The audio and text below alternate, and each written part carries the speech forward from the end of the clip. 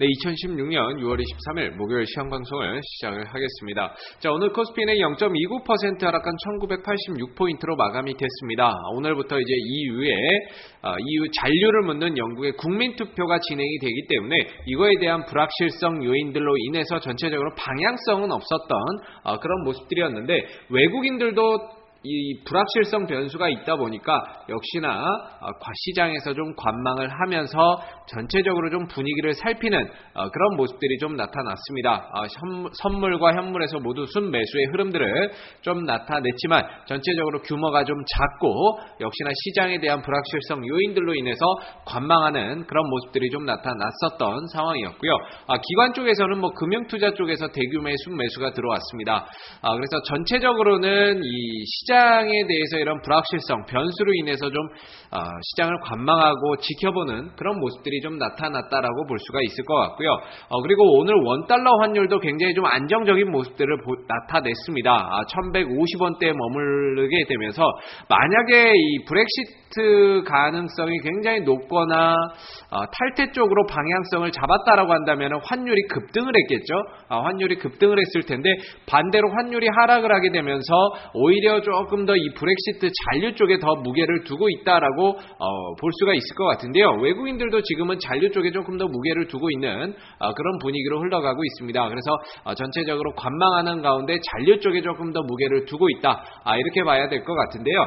그래서 오늘 코스피 시장의 대형주들도 대부분 다 강보합 내지 약보합권 정도에서의 횡보 흐름들, 전체적으로 좀 쉬어가는 그런 모습들이 좀 나타났었습니다. 그 밖에는 의약품 쪽이 조금 약세 흐름들을 많이 좀 보였던 오늘 시장의 흐름이었는데요. 전체적으로 대형주들은 강보합 내지 약보합권 정도에서 마감이 된 가운데 의약업종만 굉장히 좀 약세의 흐름들을 나타냈습니다. 아무래도 최근에 좀 많이 올라왔었기 때문에요. 일부 좀 차익 실현에 나서는 모습이고, 많이 올라간 제약, 바이오 쪽은 매도를 하게 되면서 차익 실현에 나서고, 그리고 좀 더 포트폴리오 재조정, 리밸런싱을 해서 조금 더 이제 떨어진 업종이나 저평가되어 있는 종목들로 좀 더 포트폴리오를 재조정하는 그런 상황들이 아닌가 싶습니다. 그래서 오늘 의약 쪽이 굉장히 좀 많이 떨어졌고, 특히나 이 코스닥 쪽의 제약 업종들이 굉장히 오늘 큰 폭의 좀 하락세를 나타냈었습니다. 장중에 굉장히 좀 밀리고 조정 나오고 하락하다가 어느 정도 좀 회복을 해주고 들어주는 그런 모습들도 막판에 좀 보여줬는데요.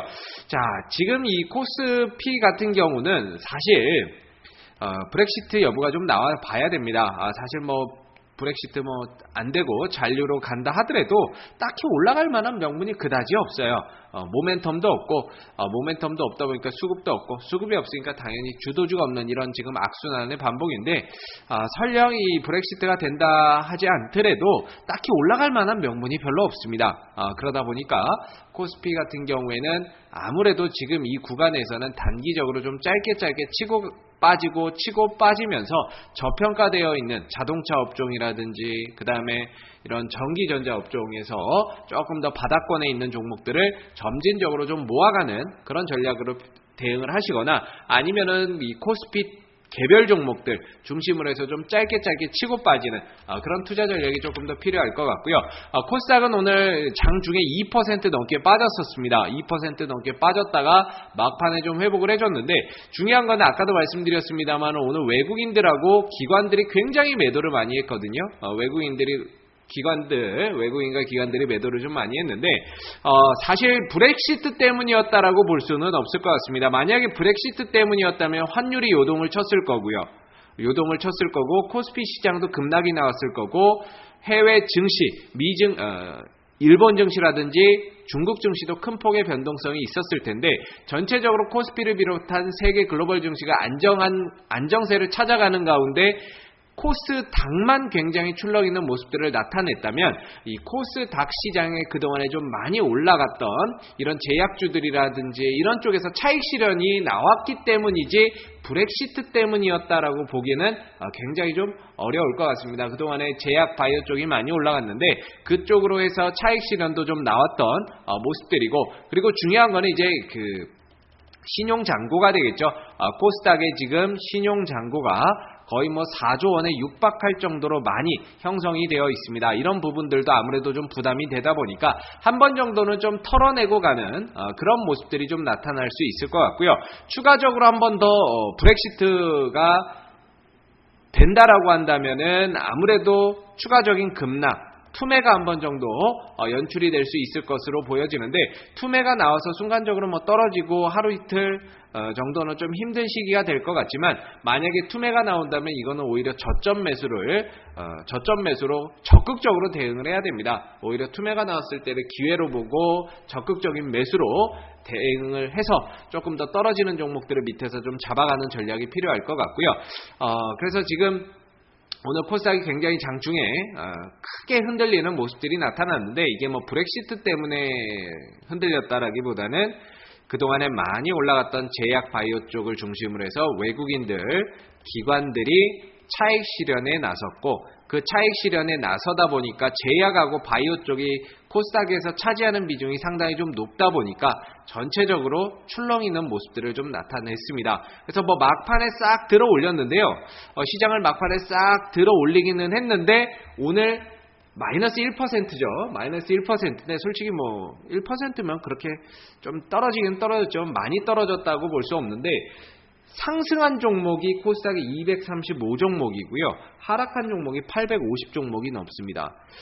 하락률 대비해서는 상승한 종목이 굉장히 적은 이런 모습들인데, 장 막판에 이때 들어올릴 때 초반에 무너졌었던 제약하고 바이오 쪽으로만 지금 매수세가 들어가다 보니까 대체적으로 이제 그 무너질 때는 같이 무너지고 올라올 때는 또 제약하고 바이오 쪽만 낙폭을 만회해서 나머지 쪽은 사실 올라오지를 못했습니다. 그러다 보니까 오늘 하락 종목이 조금 더 많았던 그런 모습들이었는데, 오히려 만약에 내일 브렉시트가 진행된다라고 해서 투매가 나온다면은 그 투매를 역이용해서 저점 매수로 활용을 하는 그런 전략이 필요하게 할 거고요.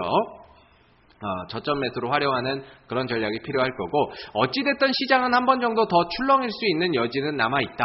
그래서 한 번 정도 만약에 투매가 나온다라고 하면은 이걸 역이용해서 조금 더 저점을 잡아가는 그런 전략이 필요하고, 만약에 내일 반대 매매가 일부 나올 수도 있거든요. 반대 매매, 오늘 시장이 출렁이게 되면서 전체적으로 뭐 반대 매매나 이런 것들이 내일 초반에 나올 수가 있고, 그것 때문에 시장이 한 번 정도 출렁이는 모습들이라면, 브렉시트랑 상관없이 그것 때문에 출렁이는 거라면은 그걸 이용해서도 오히려 적극적으로 밑에서 잡아가는 그런 전략이 필요할 것 같습니다. 그래서 어찌됐든 코스닥은 신용 물량이 한 번 정도는 털어내야 됩니다. 1000억, 최소 뭐 한 1000억 정도는 한 번 정도 이 신용 물량이 확 줄어드는 그런 모습들이 나와줘야 진정한 바닥이 왔다라고 볼 수가 있을 건데, 아직까지는 신용 물량이 완전히 좀 털어냈다 이렇게 보기에는 조금 이른 그런 부분들이 있다 보니까는요, 그런 부분들이 있어서 지금 상황에서는 조금 좀 더 시장을 관망을 하고 리스크를 관리를 하면서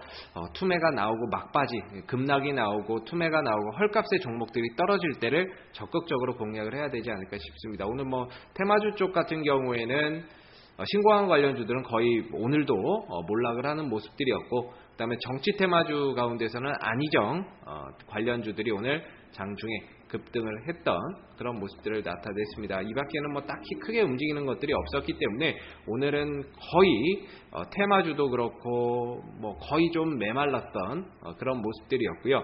내일도 아마 이런 모습들이 조금 더 이어질 수 있을 가능성이 있기 때문에 현금 비중을 조금 더 확대해 놓고, 오히려 투매가 이런 식으로 나왔을 때 그 막바지에서 적극적으로 잡아 들어가는, 투매가 막 한 5%, 시장이 10%씩 막 이렇게 떨어질 때 오히려 만약에 이런 상황이 오면은 겁내지 말고 밑에서 적극적으로 잡아 들어가는 그런 투자 전략이 분명히 필요한 시점이 아닌가라는 생각이 듭니다. 위기를 기회로 역발상의 투자가 분명히 필요할 것 같고요. 그리고 대선주들에 대한 관심을 꼭 갖고 보시기 바라겠습니다. 지금 이거는 하나의 과정이라고 생각을 하고 대선주들이 조정이 나오면 이게 무너지는 게 아니라 추후에 다시 올라가겠죠.